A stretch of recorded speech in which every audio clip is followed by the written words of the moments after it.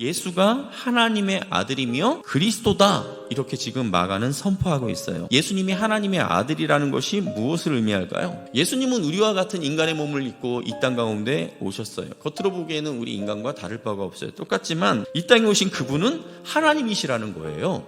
하나님이 가지고 있는 그 신성과 그 영광의 본질이 바로 나에게도 있어, 지금 그와 같이 말씀하고 있다라는 것입니다. 자, 그 다음에 예수님이 그리스도다라고 그렇게 이야기를 합니다. 자, 그리스도는 기름 부음을 받은 자라는 그런 의미를 가지고 있어요. 그런데 이 그리스도를 히브리어로 번역하면 메시아가 됩니다. 우리가 잘 알고 있는 메시아. 구약의 유대인들은 다윗의 후손으로 오실 그 메시아를 고대하며 기다리며 그들이 살았어요. 그런데 그 메시아가 누구다? 바로 내가 지금 너희들에게 선포할 바로 이 예수가 너희가 그동안 기다리고 기다리던 메시아다, 그렇게 말하고 있는 것이죠. 그러니까 마가는 이 마가복음을 통해 예수님이 하나님의 아들이라는 것과 그리고 그가 바로 우리가 지금까지 기다려왔던 메시아라는 것을 말씀하려고 하는 것입니다. 우리가 그렇게 기다리고 기다리던 기쁜 소식, 복된 소식이 바로 예수 그리스도로부터 시작되었다라고 선포하고 있습니다. 자, 예수님으로 인해 복음이 시작되었음을 알렸으면 우리 생각에는 바로 예수님이 짠 하고 등장해야 하는 것이 맞는데 누가 나오고 있습니까? 세례 요한이 등장하고 있습니다.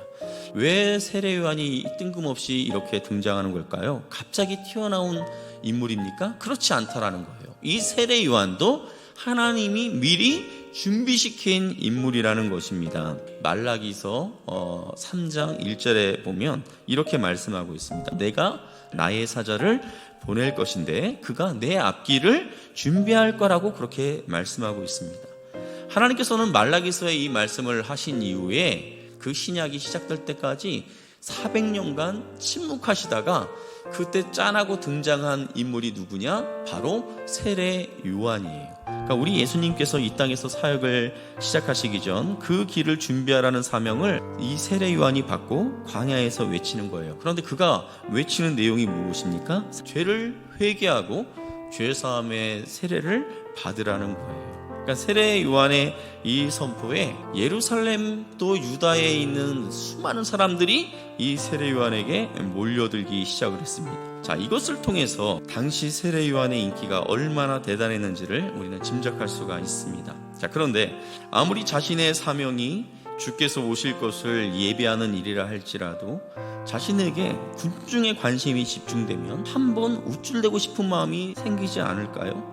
인기를 가지고 많은 돈과 권력을 누리고 싶은 것이 인간의 본성 아닙니까? 그러나 세례 요한의 삶을 쭉 우리가 지켜보면 늘 세례 요한은 다른 어떤 물질이나 명예, 권력, 편안하고 안락한 삶 이런 것과는 전혀 먼 그런 삶을 살았다는 거예요. 그러한 모습은 세례 요한의 안중에 들어오지 않았다는 거예요. 그는 오직 예수 그리스도의 길을 예비하는 것, 주의 길을 곧게 하는 것, 그것을 위해서 세례 요한은 평생을 살다 죽은 사람이었습니다. 자, 심지어 나중에 이제 예수님이 이제 등장하자 그동안 세례 요한을 따라다녔던 많은 사람들, 세례 요한을 보면서 열광했던 수많은 사람들이 다 예수님께로 가버립니다.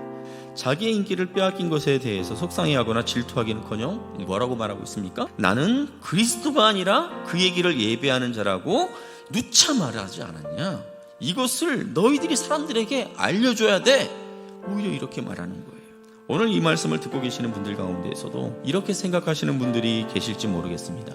아니, 하나님이 이 땅에 오시는데 당연히 그의 앞길을 예비하는 사명을 받은 사람은 세례 요한처럼 이렇게 하는 것이 당연한 것 아닙니까? 이렇게 하는 것이 맞는 것 아닙니까? 그런데 그게 그렇게 쉬운 일이 아니라는 거예요. 누가복음 1장에 보면 세례 요한의 출생에 대한 내용이 나오는데 세례 요한의 아버지는 사가랴라고 하는 제사장이었습니다. 그러니까 세례 요한도 얼마든지 바리새인들처럼 제사장들처럼 메뚜기나 잡아먹는 것을 대신해서 세례 요한도 뭐 소고기, 양고기 다 먹고 살 수 있는 그런 사람이었어요. 풍족하게 살 수 있는, 편안하게 살 수 있는 그런 사람이었어요. 그뿐 아니라 예수님을 시기 질투하던 바리새인과 서기관들처럼 예수님과 충분히 경쟁할 수 있는 그러한 배경을 가지고 있는 그런 사람이었다는 것이죠. 그런데 세례 요한은 자신이 누릴 수 있는 이 모든 기득권을 다 포기하고 겸손하게 시종일관 자신에게 주어진 그 사명을 충성스럽게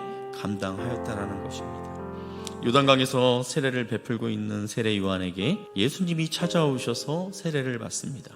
자, 그런데 이 장면이 우리에게는 어색하죠. 왜 굳이 예수님이 세례 요한에게 세례를 받아야만 했을까? 자신에게 찾아온 예수님에게 요한이 넙죽 그냥 세례를 베푼 것이 아니었다라는 것이죠. 처음에는 왜 그러세요 주님? 이렇게 요한이 예수님을 만류했다라는 거예요. 그런데 예수님께서 뭐라고요? 아니다. 이렇게 하는 것이 하나님의 의를 이루는 것이다. 이것이 맞는 것이다. 나에게 세례를 베풀라.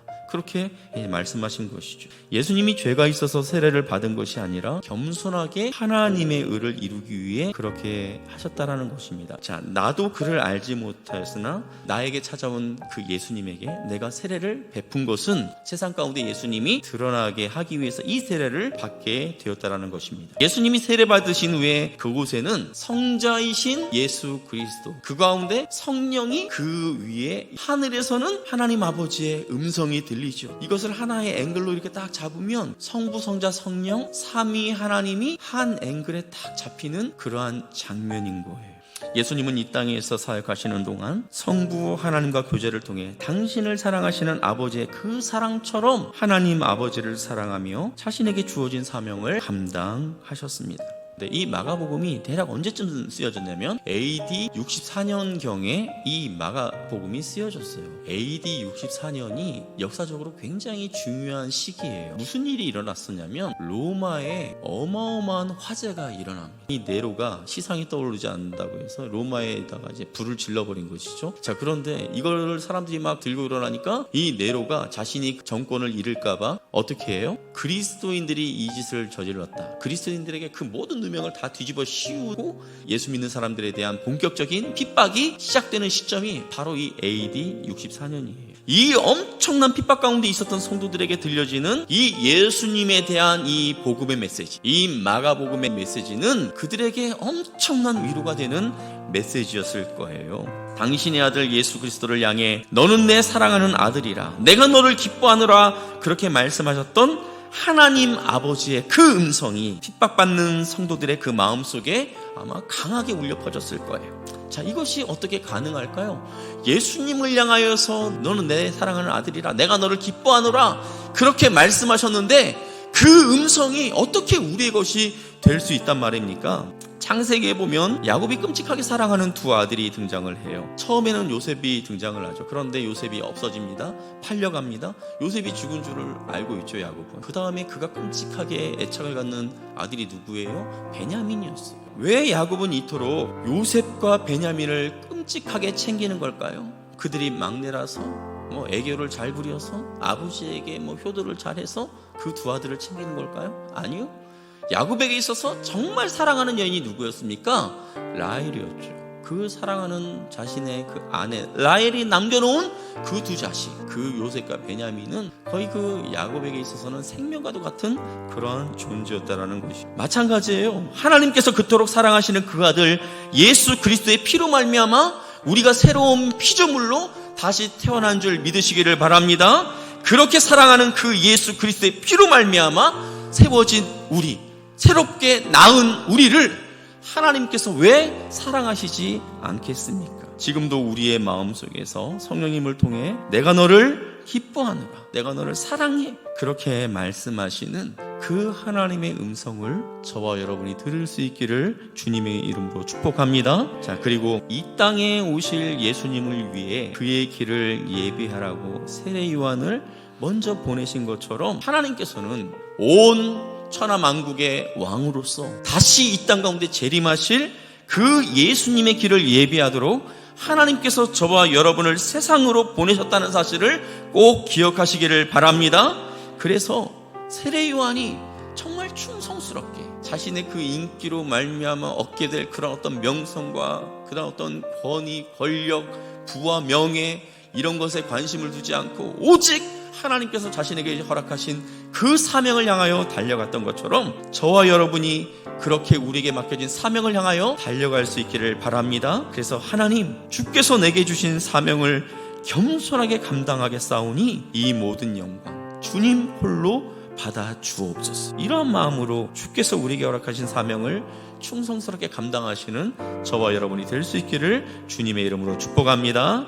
사랑하는 성도 여러분, 저와 여러분의 삶에 하나님의 아들 예수 그리스도의 복음이 시작되었습니다. 혹 이 말씀을 듣는 분들 가운데 아직이라고 생각하시는 성도님이 계시다면 우리가 함께 마가복음의 말씀을 나누는 가운데 예수 그리스도의 복음을 온전하게 경험할 수 있기를 주님의 이름으로 축복합니다.